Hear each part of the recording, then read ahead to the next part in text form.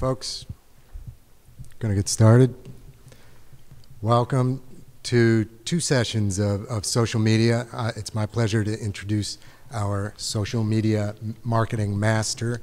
My name is Peter Stork from House Party, a social marketing company. Adam Kmiec has been in serving big brands for 14 years on the client side with Conagra and now with Walgreens.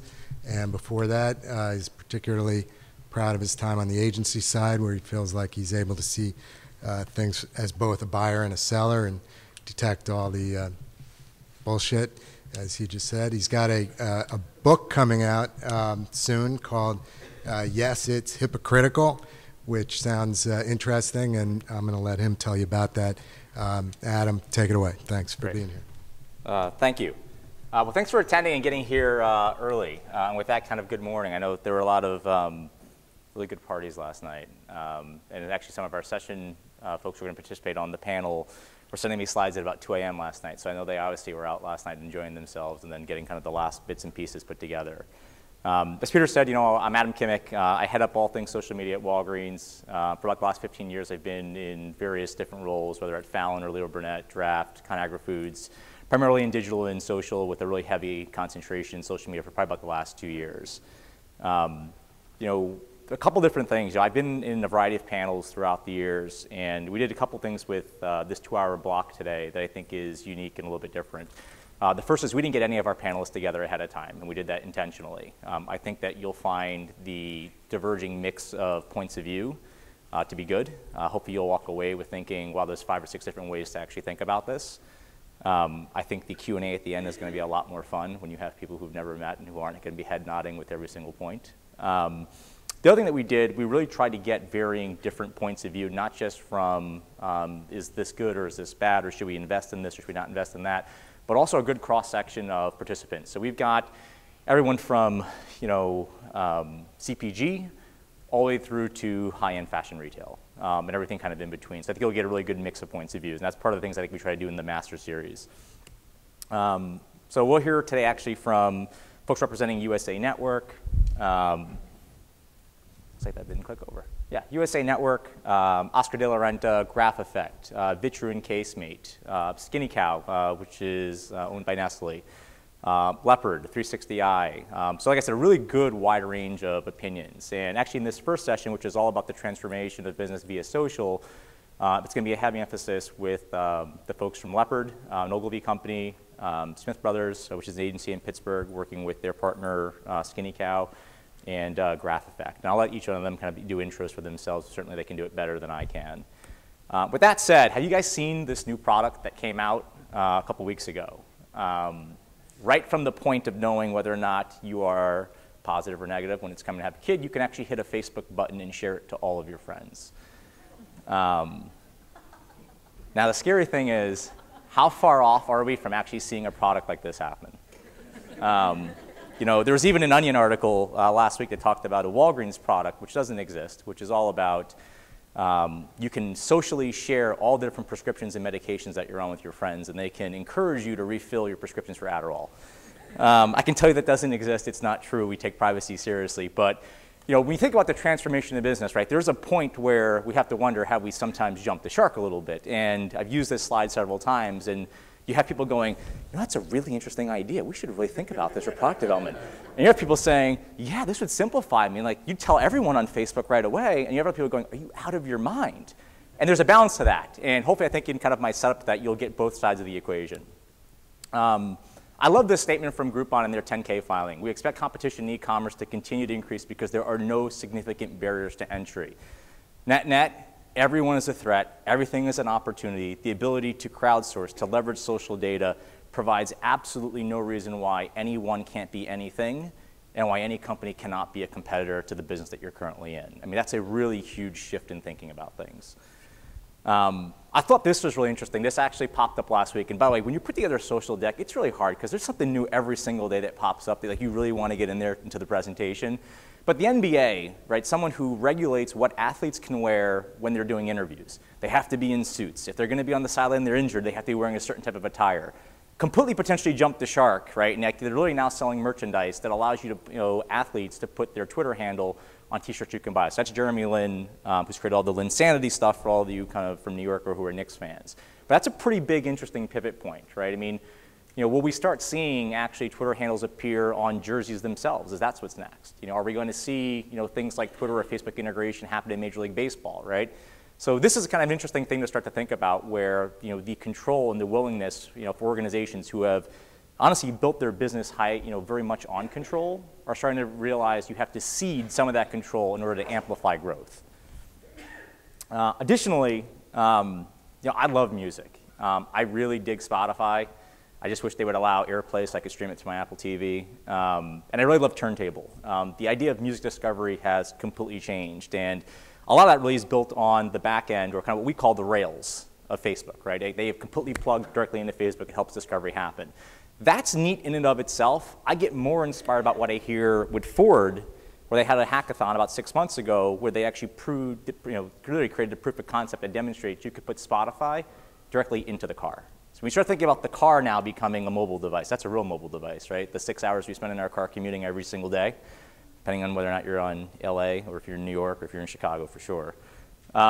But now the mobile device is no longer just the cell phone. The mobile device potentially is the car that you're practically living in, and you're going to start to see social different implications that happen there.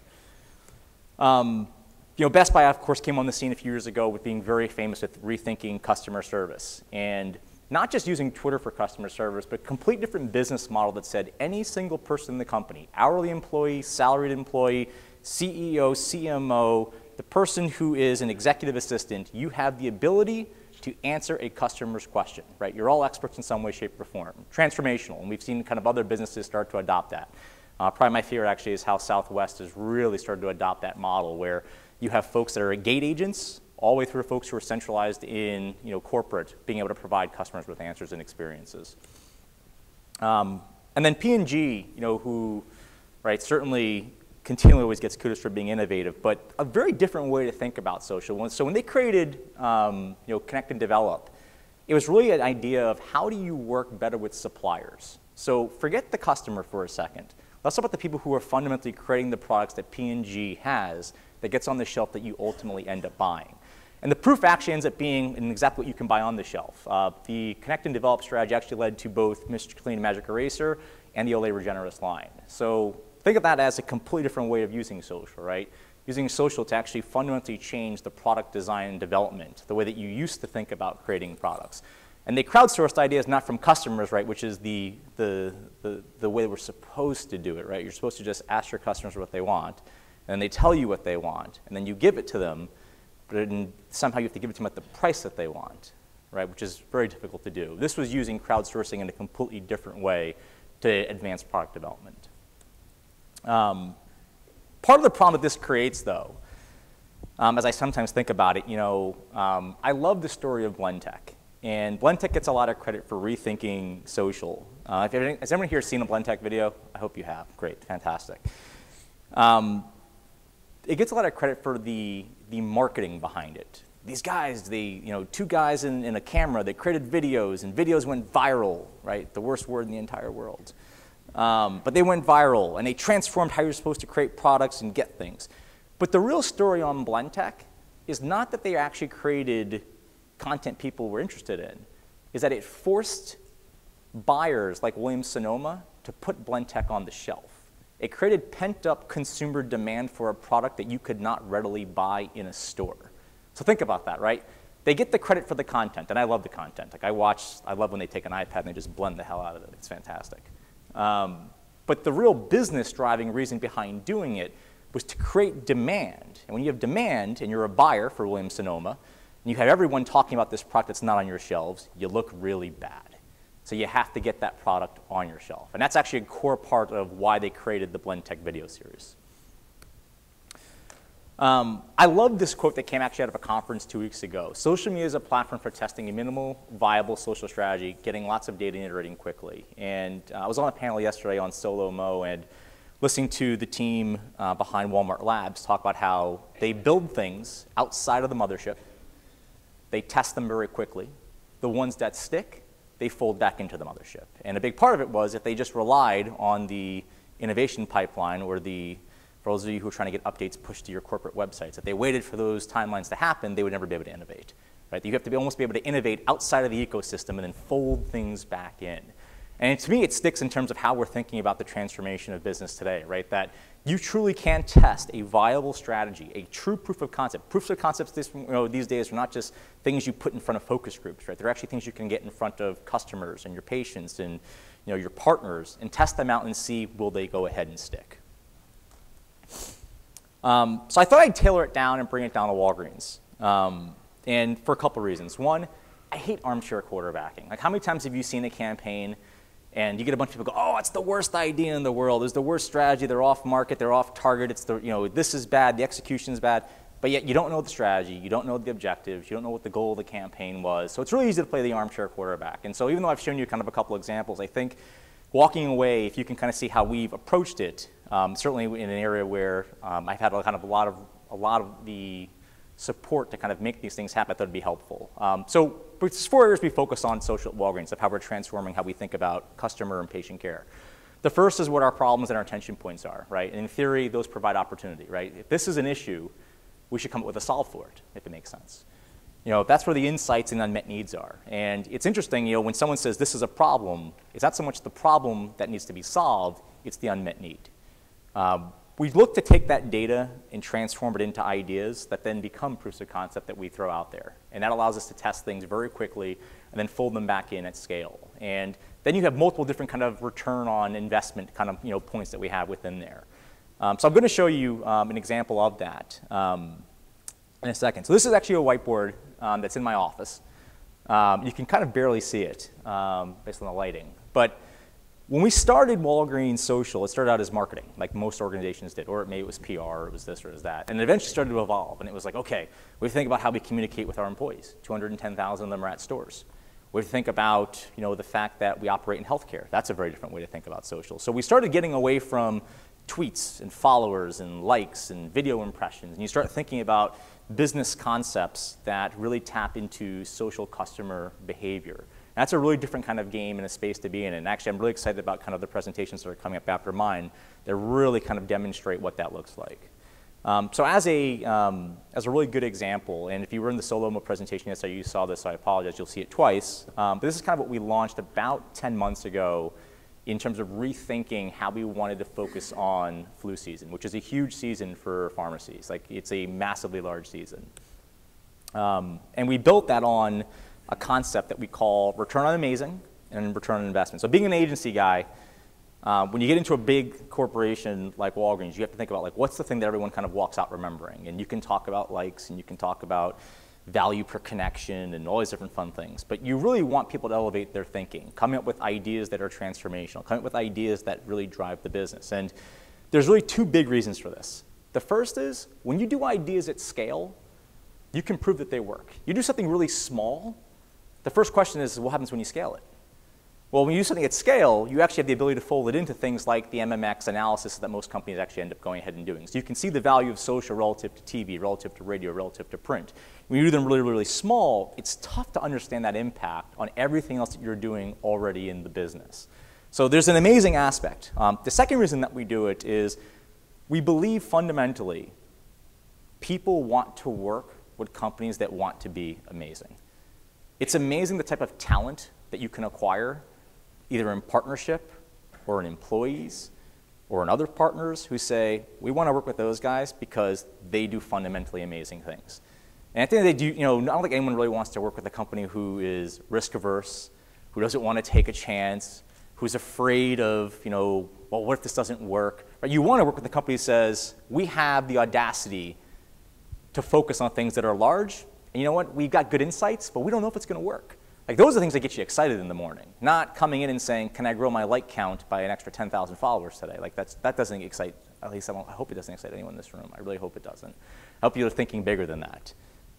So here's an example. It's a 1.5-minute video, but hopefully kind of gives you an idea of how we thought about solving a program like flu, which, like I said, is a really big initiative for the organization, but thinking about social behavior and not necessarily social platforms or networks.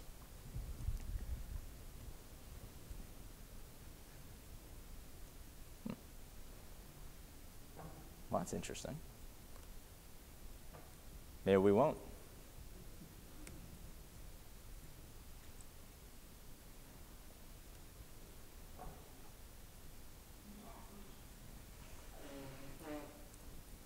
I guess we're not. Gotta love technical difficulties. High level. We said we know our persona groups really believe in altruism. They really believe in the concept of giving back. But giving back sometimes is really hard. You get someone to come to a page and they got to vote for something, and then after they vote on it, then they have to submit this, and they have to sign off on that. And like, think about it. I mean, like, even when you're going to check out, it's like, well, do you want to add an extra $1 onto this? And you wonder, like, it just becomes very difficult. And we said, you know, one of the things that we think could be really powerful is we know that there are people who, frankly, need a flu shot, but don't necessarily have the financial means to go ahead and do it. They're underinsured, they have no health care, they don't have the financial dollars to go ahead and do it. So, well, what if we actually put the power of giving back, altruism, into the hands of our customers? So we pitched this idea to Foursquare, which Foursquare had never done this idea. We said, we want every check-in to equal a donation that we make in kind to one of 5 charity partners who actually help facilitate flu shots. Foursquare said, well, we've never done this before. And we said, we know. That's why we want to do it. And they got excited about it, and we got excited about it. And the people at our stores said, well, how much extra work is this going to be for us? And I was like, you don't have to do anything. Like, you actually don't have to do anything. And if for those of you who work in retail, you understand like the impact at a store, and you're asking a store to do so many different things. If you say, look, I'm going to drive exponentially more people into your store, but you don't have to do anything to capture it. They're like, well, do that all day long. You don't have to set up an end cap. You don't have to put in incremental signage. And what we found in testing this is that over the course of 30 days, we brought about 200,000 incremental people into our stores, specifically for the flu program. That generated an incremental 10 million impressions of people who shared it, wrote about it, took a picture, said, I'm doing this, Walgreens, fantastic. And it actually helped us go from about a 50-50 market share in terms of volume of conversation the previous year to about 71% across all competitors. Not CVS, not Rite Aid, we're talking Target, Walmart. Anybody who can deliver a flu shot, we owned almost 2/3 to 3/4 of the entire conversation of it. And then the question becomes, well, what is a conversation worth? Well, when you do a program that's this big at scale, you can actually fold it in, like I said, into your MMX analysis. And what we found is that this type of a program generated a return that was the second highest, most efficient program that was run during the flu season. Roughly a return of, I can't give you the actual number, but let's say it's 20 times more than actually what it costs to actually run the program. So essentially very profitable, drove the business. And we made flu shots. I mean, that's like really boring, you know, when you think about it. Like, I have to roll up my sleeve, I have to get someone to poke me with a needle, you know, I mean, like, it's not a really sexy idea, but we made the idea sexy. And what I love about it is, at Walgreens, what it basically ended up leading to was, more importantly, it drove the business, like I said, financially, but it also changed the way we think about social, right? It became not social media living in Twitter, not social media living in Facebook, not social media just living in Foursquare. It was social media down to a store level, 8,000 local stores and communities. And it's really changed the way, and honestly accelerated a lot of the growth that we've had in social. But again, that started with really thinking about the core idea that would drive our persona groups, more so than thinking about micro interactions like likes and followers and check-ins and tweets and things like that. So hopefully that sets the stage. You know, we've got, like I said, a great kind of group of folks that are going to come up. I'm very excited to bring Jeff Montes up from Leopard. He's going to walk us through some great work that he's kind of doing right now. Thanks, Jeff.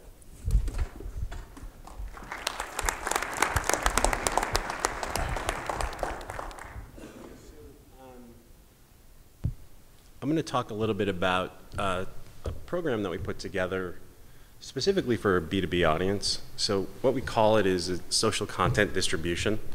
Before I get into the specifics, I want to just share a little story of how we actually got here. So one of the strategists that we work with actually lost his cell phone over the weekend a while back. And, you know, so he obviously needed to find a new cell phone. And he, you know, he could have gone to Google and searched on Samsung or whatever brand specifically, but he had a couple specific needs in mind. He wanted one with a loud ringer and he wanted one with long battery life. So he went to Google, you know, typed in, you know, loud, long battery life phone, and what came up on that first page among the organic listings was a lot of videos. So, kind of spurred some conversation internally, and we started to think, well, is there a way, if there's this user-generated content that's out there, is there a way to take advantage of it, from a B2B perspective? So, first thing we did was we said, well, let's think about what's going on online from a B2B perspective. So, did some research, and a lot of the decision makers are watching videos online. A lot are viewing job-related videos. The disconnect comes when you try to make the connection to actually driving demand or getting a sale out of it. So only 6% are currently using video sites as a work information source when it comes to purchasing. So we started to think, is there an approach we can come up with that's going to make that connection and leverage the needs and challenges that they're entering in search, and figure out a way to drive demand based on that? So basically, from our perspective, it's a three-step process. It's listening, identifying, and responding. So when we say listen, we mean listening to what their needs are, what their challenges are, and the way we access that information is through consumer intent modeling. So we understand for a specific target audience, what are the challenges their organization is facing? What are the challenges they're facing in their role? Try to really get a deep understanding of what that is. And then the second part of listening is providing them this post-play interaction. So what's the landing experience that we create that's going to link to the content that we're creating in the video form? And there needs to be that linkage there, otherwise, it sort of breaks down. And then the identification is identifying the specific needs and challenges from a content perspective. So talking to, our clients, their customers, and trying to really sort of serve up content that's coming from somebody who's like them. So I talked about role, I talked about industry, I talked about different types of organizations. Tracking, or figuring out who those people are and what their specific needs are, and developing video content that is going to answer those questions, and then obviously tagging those videos with with relevant terms, so they're going to pop when they actually are on Google looking for this information. And then the last piece is responding, and responding is delivering this content in places where they're going to be. So distributing it to the right sites, serving up the content in places where they're spending a lot of their time, and then the back end of it is just results. So we want to track how this is all working together, and constantly optimize based on is it a new search term, is the content not quite right, and we've gotten to a place where we're actually doing that pretty effectively right now. So what is social content distribution? Basically, it's a tool, and I talked about they're coming in through search, but it's taking that intent, whatever they're looking for from a search perspective, and turning it into a specific demand for your products, services, or solutions. It's engaging them in their in their regular web usage patterns. So where are they? Where are they spending their time? Serving up content in the right place to take advantage of that. It's tagged, as we talked about, to be found in unbranded search. So they're not going to come a lot of times, saying, I'm going to search for this specific brand. Sometimes they will, but a lot of times they're just looking for a solution to a need or a challenge. So it needs to pop in those circumstances. And then from a content perspective, it's that customer content, and we call it peers with experience. So it's somebody who's in a situation like them, who has needs and challenges very similar to theirs, that they're in need of addressing, and it's someone saying the same things that they are, and there's sort of that connection that's built. There's several things it's not. So it's not, Adam talked about viral, I agree, not my favorite term in the world. This isn't mass audience viral video. You're not trying to get these videos all over the place. They're going to be in places where they're very targeted based on an audience's specific needs. So that's what you're looking for, is the content that's going to match up to those needs. It's not a place to dump your TV spots. So again, it's very relevant to a particular audience. It's not a more general statement or a more general, highly produced, high-budget TV spot that you're just trying to find another use for. It's not overt or scripted. I mean, generally these tend to be testimonials, so clients are talking about a need, they're talking about how it was addressed, and a lot of times they're talking about, you know, our client as sort of a way to address those specific needs, but it's not overt. And the key point, and something that we coach kind of a lot of the time when we're actually shooting the videos, is we don't want you to regurgitate our point of view. We want you to talk about it in the terms that you would talk about it in your organization. We want to talk about it, you know, in a way that others are going to recognize. You know, I don't want you to talk about it how you think I want you to talk about it. And then we're not looking for registrations at this point. That's something farther down the road. I mean, we want to take them, that interaction with a video, and get them to a place on our site or on our client site where they can actually start to interact and spend a little bit of time.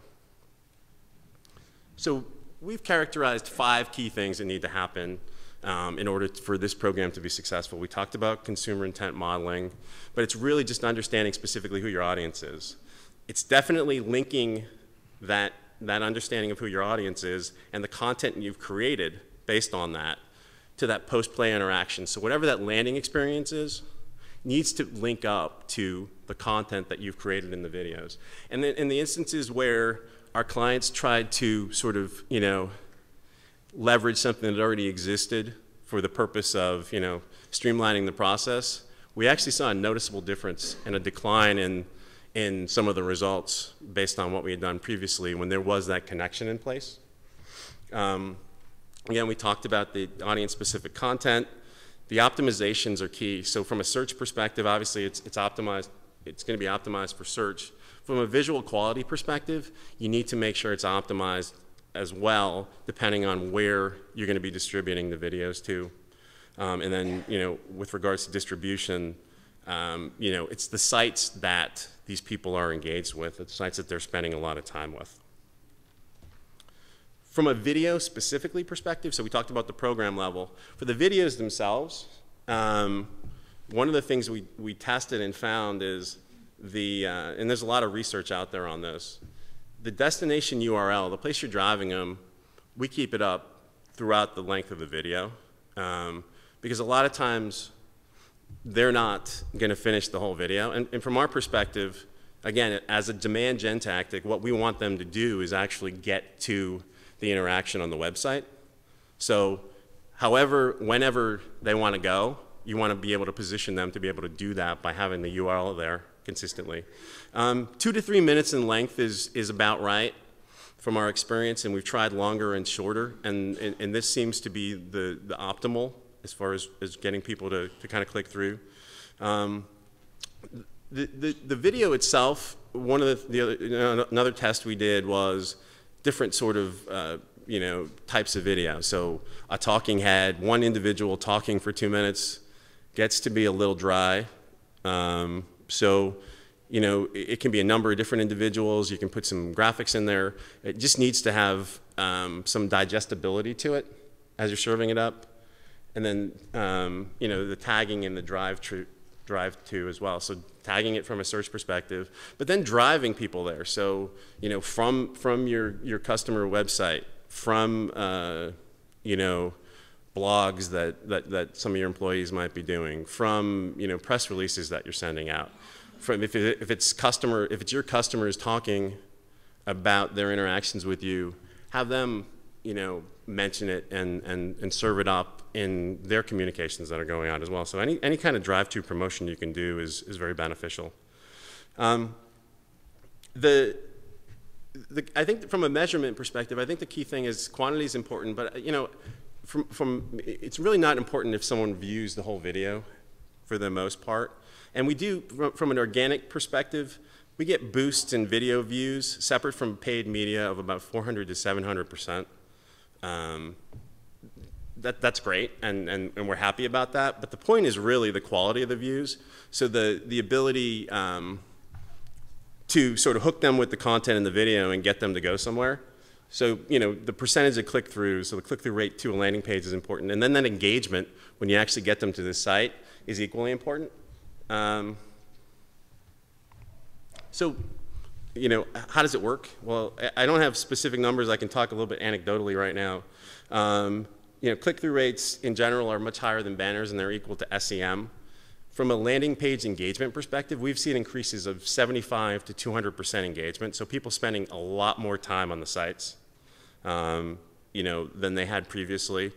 And from an ROI perspective, I think this is an interesting one as well. You're consistently driving organic search to existing videos, so you're not having to pay for media and drive people to these videos. Instead, what you're doing is you can leave a video up for a couple years, even longer, and we're noticing, it's definitely slowed down a little bit, but there's a definitive amount of traffic that's still there 2 years out. So, I think the point is, that we feel like this is a relevant way to take video assets that you've created and sort of drive demand in a much different way than people have thought of it previously. And that's all I got. Thank you. Thanks, John. Yeah.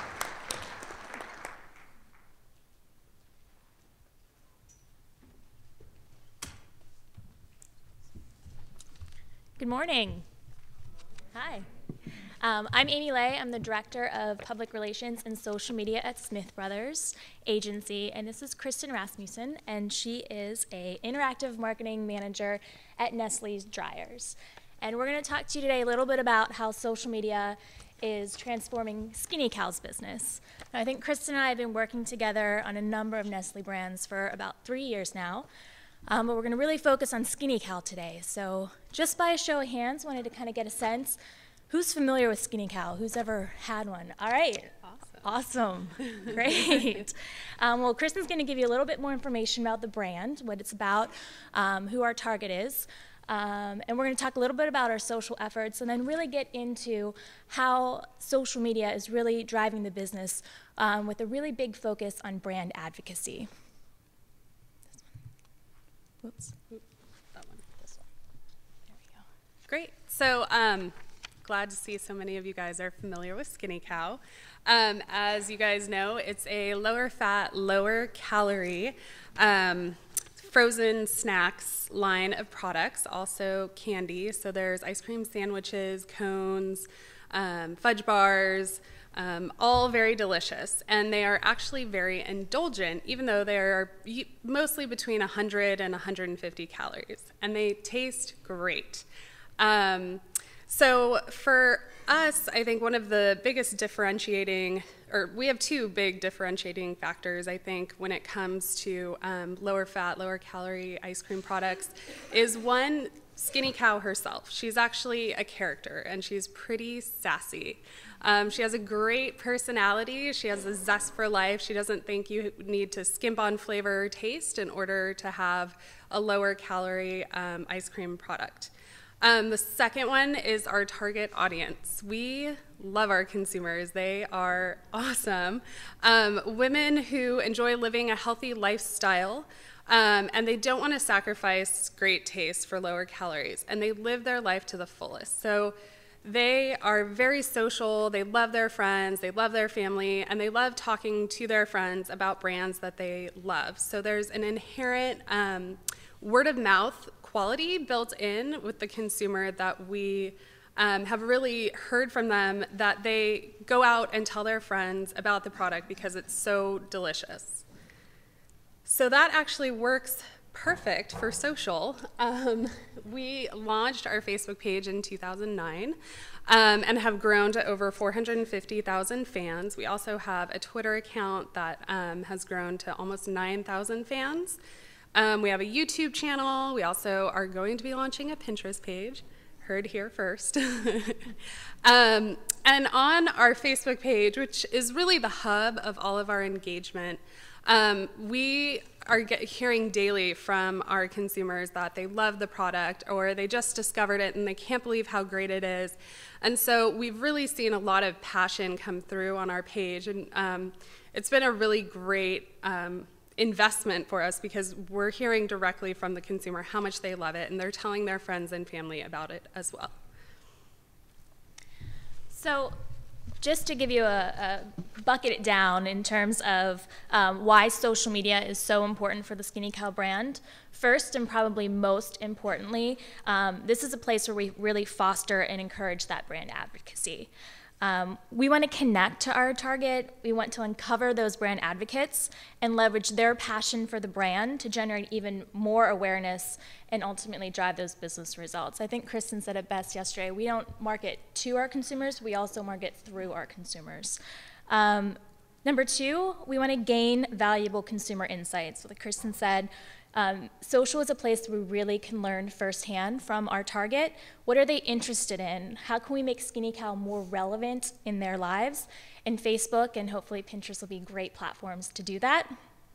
Thirdly, to drive trial. So, people go to Facebook for those offers all the time, and where we use it sparingly, it's a place where it's a great place to launch a new flavor, a new product, and we see that our fans get really excited, and we have a case study to talk to about that. And then lastly, it connects all of our marketing efforts. So social media is really the thread that connects everything. We amplify our experiential events through Twitter and Facebook. We actually are incorporating real-life quotes that we're pulling from Twitter and Facebook into our print ads.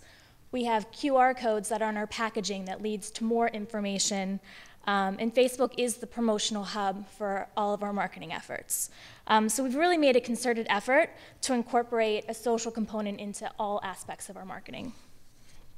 So the first case study we're going to talk to a little bit, Kristen talked about Skinny Cow hoofed it from the freezer aisle and is now in the candy aisle. Last spring, we launched a new line of Skinny Cow low-cal chocolate treats, Dreamy Clusters, and Heavenly Crisps.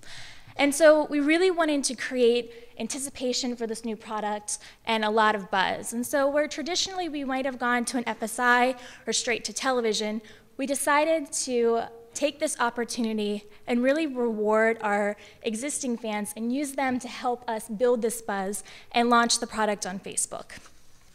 So I'm going to show you, this is kind of a timeline. So what we did, we didn't tell anyone that candy was coming, but we wanted to create that anticipation. So 2 weeks prior to it being on shelves, we went to our Facebook page with just Facebook, no paid advertising or anything, and said, okay guys, come back to our page on April 13th at noon. And the first 700 people that sign up are gonna get a super secret skinny surprise. We're not gonna tell you what it is, but come back. And so people were super, super excited about it. People were talking about it, bloggers were talking about it. We kept everything in this kind of top secret, fun, sassy tone. And so on April 13th, we unlocked the tab. The first 700 people signed up, created lots of buzz, lots of excitement. And then we overnighted these really beautifully wrapped packages, which included 2 full product samples of the new candy, as well as a letter from Skinny herself saying, hey guys, you are my biggest fans. Help me launch this amazing product. Come back to my Facebook page and tell the world that I'm in the candy aisle right now. And so that's exactly what they did. So those signups actually went in under a minute. We actually crashed the servers, which, is good and bad. 90% of those 700 people actually came back to our Facebook page, posted a picture, posted how much they loved it, and told us that they were going to tell all of their friends about it. The candy team actually exceeded their plan by 100%. And while we'd love to take full credit for that, there was also television and some other stuff going on there. Another interesting thing was that we really created the demand. So the sales team leveraged this initiative to sell it into other retailers. I actually think Walgreens was the first one to take it. Mm-hmm. Great job, Adam. And then, so we put together a presentation for the sales team to show, hey, there's a market for this. And overall, the candy sales grew the Skinny Cow business by more than 20%. So overall, a really successful way to leverage kind of that existing fan base.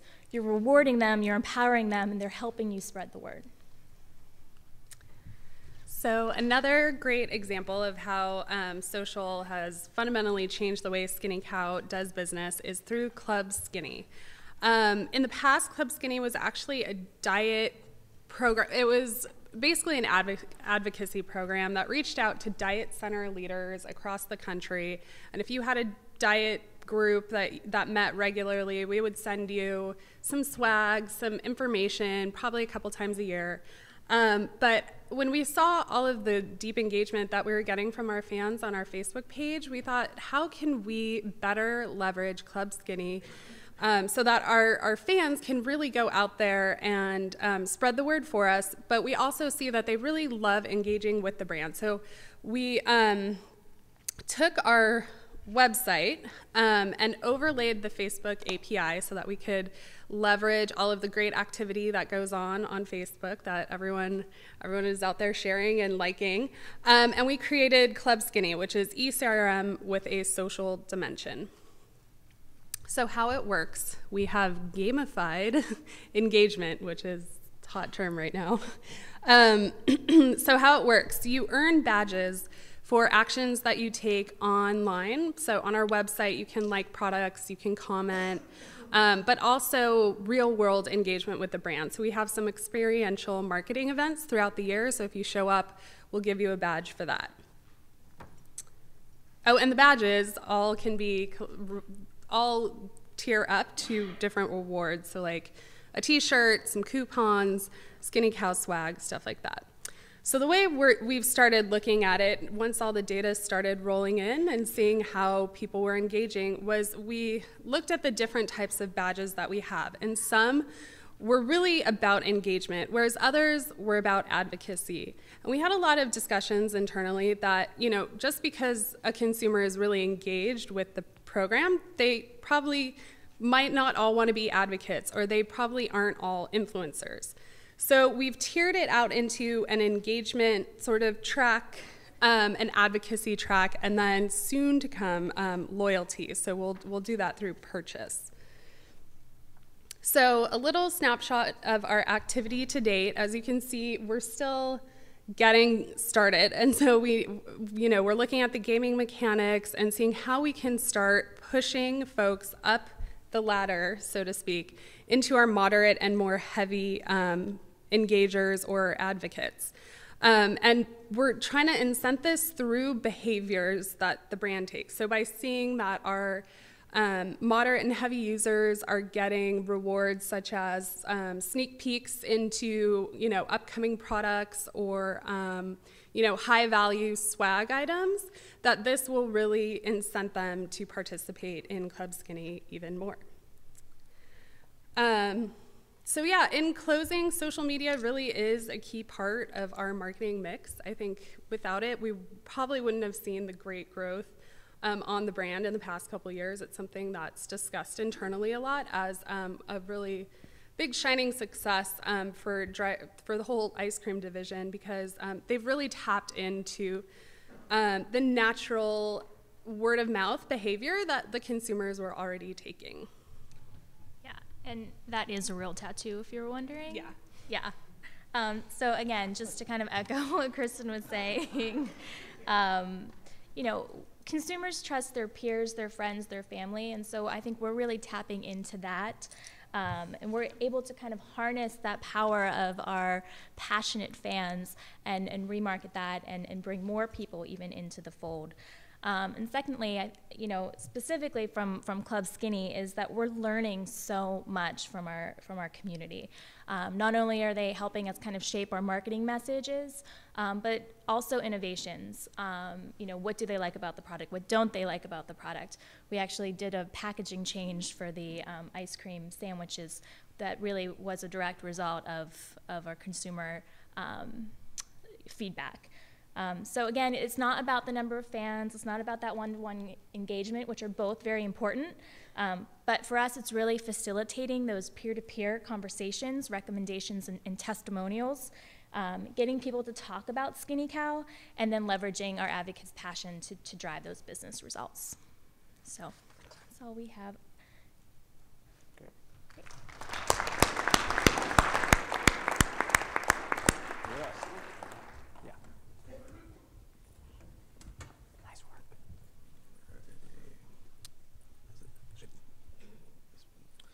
right. Well, good afternoon, everyone. My name is James Barrow. I am the CEO and co-founder of Graph Effect. We develop social marketing software that ties together paid, earned, and owned media into a single platform.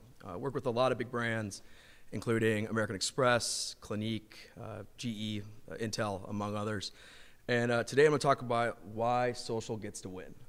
So to start things off, I want to discuss a quote that many of us in the ad industry have heard before by David Ogilvy, which is 99% of advertising doesn't sell much of anything.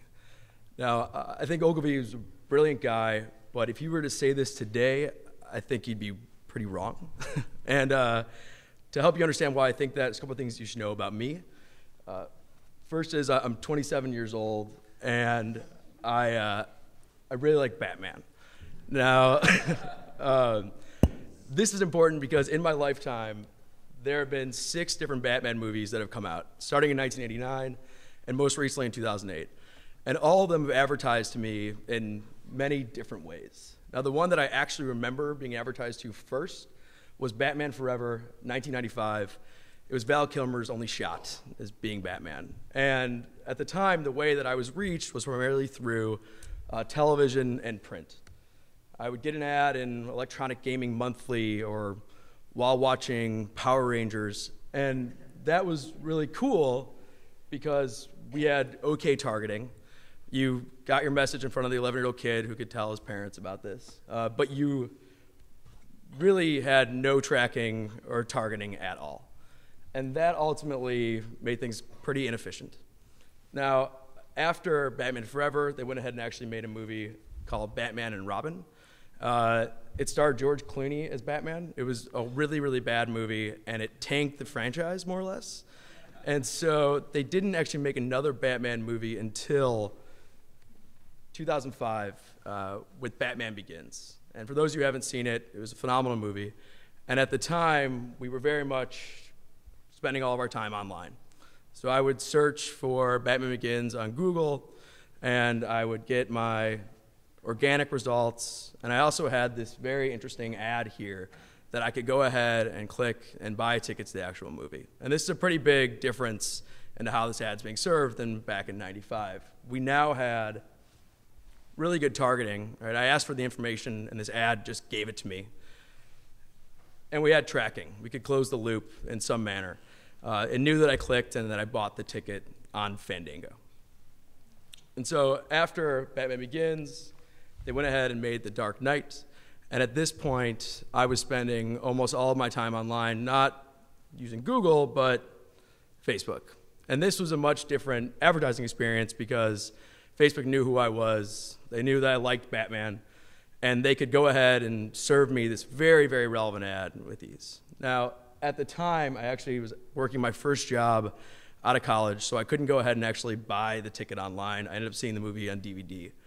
But I do remember clicking the ad, watching the trailer, and sharing it with my friends. And the question, I think, for social, especially someone who's in a business that develops social marketing software, is, was that valuable? Is that share actually worth something? And was this a good outcome for the advertiser? Because for the most part, all we really know is this, is that we served the ad, and this guy didn't buy, but he shared. And that's really where we are today with social, in particular Facebook.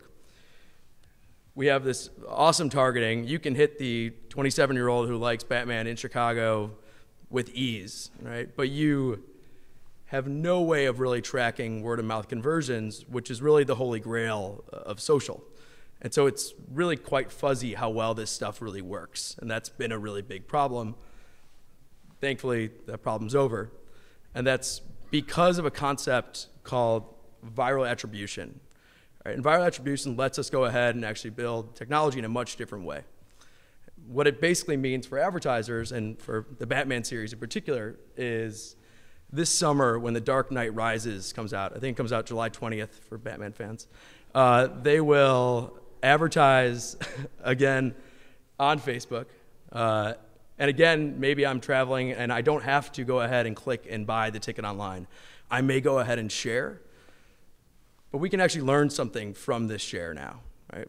Instead of having this world where all the advertiser knew was that I clicked and I shared, we can actually see more. We can see if I influence my friends to actually buy. And this is a really, really powerful concept, and it really does change the game and how we actually advertise. Because Facebook is a social web, so it's just not me affecting my friends, it's my friends affecting their friends, right? And on Facebook, the average person has 130 friends. So this gets big very fast. And ultimately, we get to why social gets to win, right? It's not about actually interacting with that 11-year-old kid online. It's actually looking at marketing and advertising through a different lens, in which we go ahead and we target and optimize, not just for the paid conversions, but for the type of people who bring in viral conversions. Right? This is how social gets to win the ROI battle. And the beauty in that is that by the very nature, your customers are carrying your message for you for free. And the big picture of all of it is that we actually get to measure real ROI instead of just knowing that maybe one person bought. Well, if it's an Open Graph application, that one share story may lead to 15 other shares. And it could be multi-generational. Again, it's not just me and my friends, but it's their friends as well. And so ultimately, this takes us back to the Ogilvy quote. And again, I think he was a brilliant guy, but it is not that 99% of advertising doesn't sell much of anything. That only is true in a world where you can't see how people influence their friends and how their friends influence their friends. Thank you for taking the time. If you guys have any other questions, information, you can reach out to me on Twitter, @JamesBarrow, or go to grapheffect.com to learn more about how our software can help you take advantage of all this fun stuff. All right, thanks.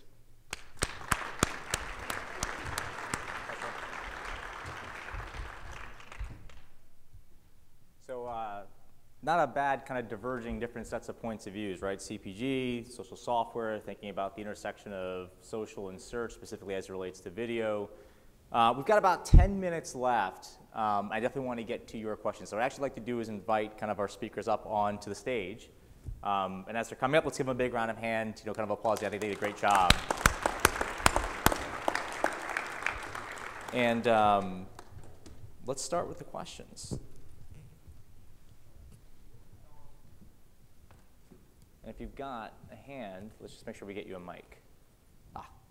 Makes my job really easy. I have a question about the skinny cow character. Do you ever think about how the character evolves? Like, I know you start with a certain character and an image and who she is and what she does. How does she evolve and develop over time? Let me get, I think this one's hot too. Testing. There you go.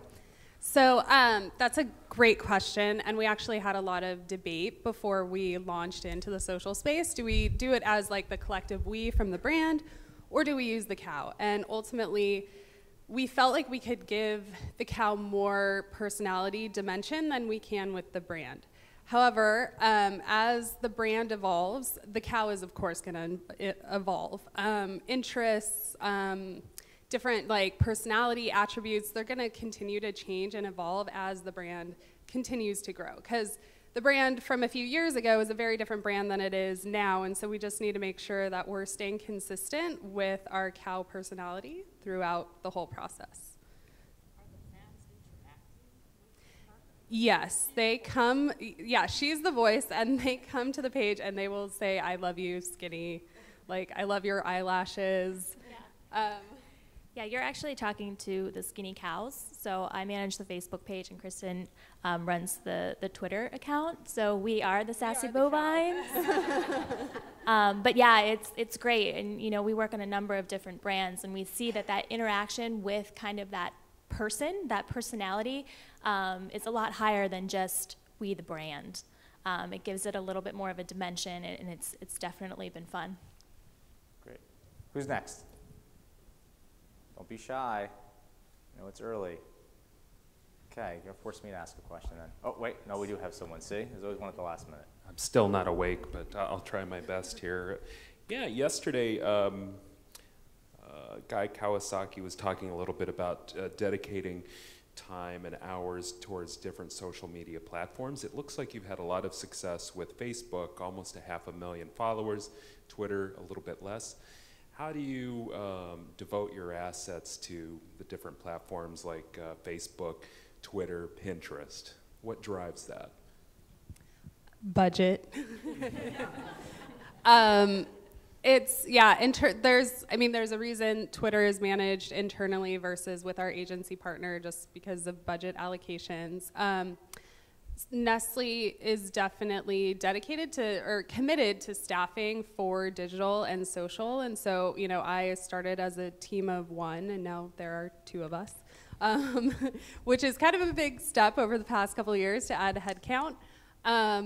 But we definitely, as more and more promotions are being sent to Facebook, since it's our hub, as we're like, hey, we really think Pinterest has a strategic role in our social strategy, we're going to invest there. It's a lot of discussions with our brand teams, talking through what their goals really are, and then like allocating your budget appropriately. Because if you don't really start with defining your goal from the start, there's no way to say that, I'm going to allocate X amount of dollars to it. You just have to prioritize. Great.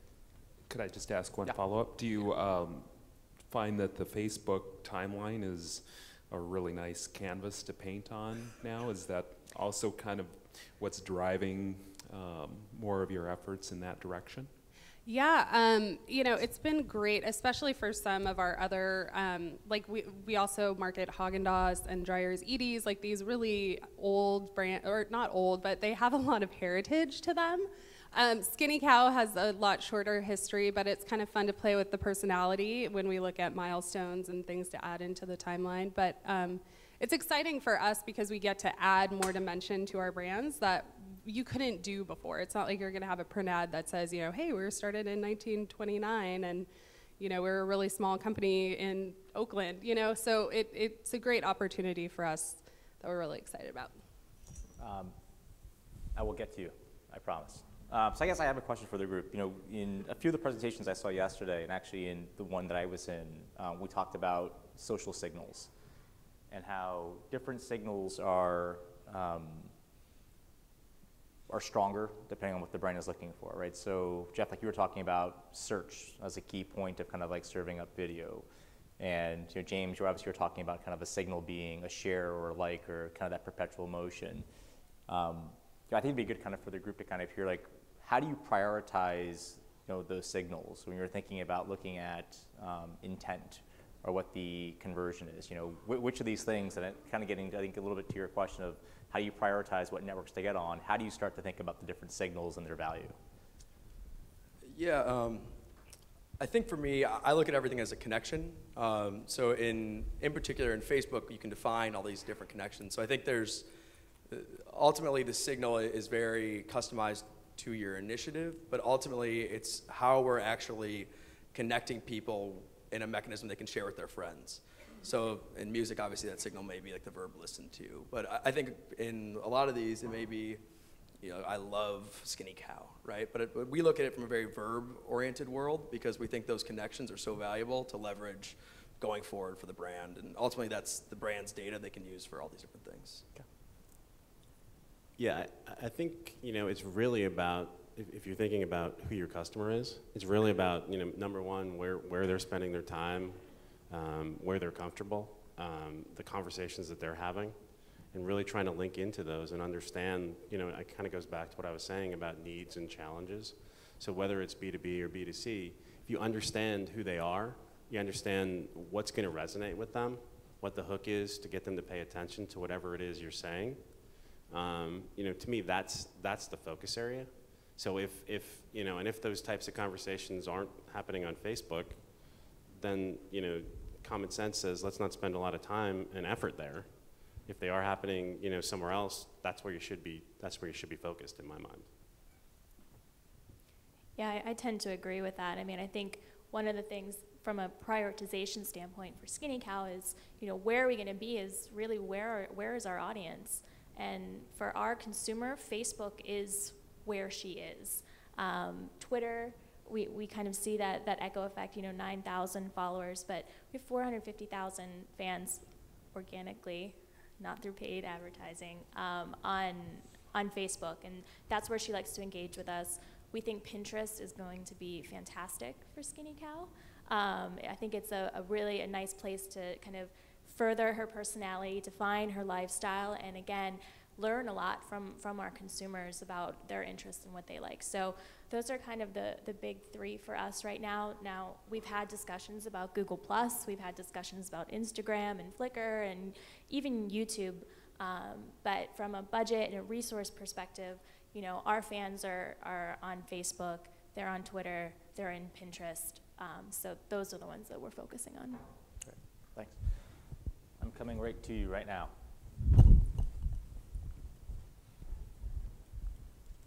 You bet.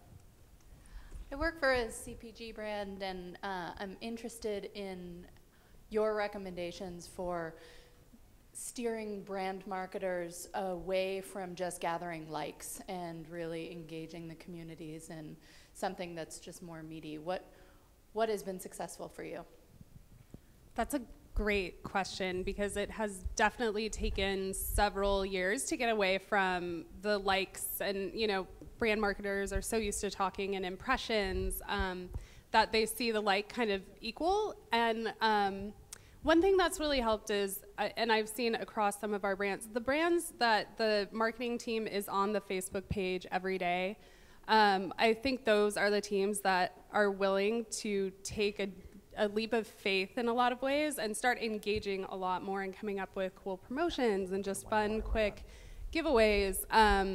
You know, I'd really encourage your marketing team to just start getting on their Facebook page, because it's amazing. Some brand teams don't look at their Facebook page every day, and the ones that do, it's awesome, because in the hall they'll walk by and be like, oh my God, I saw, you know, Jean from Chicago commented today that she got our, you know, newest product that just launched and she loved it. And they see, like, seeing the real consumer feedback is really what drives them, I think, to invest more. Great. We've got one more question, and then we'll do a wrap up. At Skinny Cow, you know a lot about your audience. It sounds like you know they're fit and they're women and this type of thing. Are you mining their profiles to get the common interests kind of down in your kind of to understand who you're targeting? Or are you now getting that from the profile that you're asking them to create in the Skinny Club, the Skinny Cow Club? So we're really looking to use Club Skinny for that. You know, I think just it would be very time intensive to sort of go through our fans' profiles, and also would feel a little bit Big Brother-ish. So, you know, we're really looking to Club Skinny to be the place where they can tell us what their interests are, what they like, what their favorite products are, what, you know, how they like our ads, how they like some of our events that we do. We really see that as being the place to mine for further consumer insights so that we can continue to optimize on our marketing efforts moving forward. Great. Well, that brings us to a close for the first session. I think we should give our participants another round of applause. You know, we pick up in about 10 minutes with session 2, where we flip a little bit into the kind of paid, owned, and earned kind of side of social, and kind of where you should be putting your money. I think it's going to be a really good kind of complement to this session. So hopefully you'll stick around. Thank you. Thanks, guys. Really good.